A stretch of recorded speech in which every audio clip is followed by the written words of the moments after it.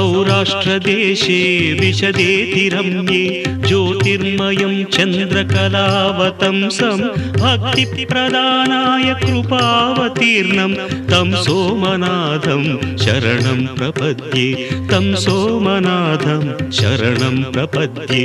श्रीशैलसङ्गे विबुधातिसङ्गे तुलाद्रितुङ्गेऽपि मुदा वसन्तं तमर्जुनं मल्लिकापूर्वमेकं नमामि संसार समुद्रसेतुं नमामि संसार समुद्रसेतुम्।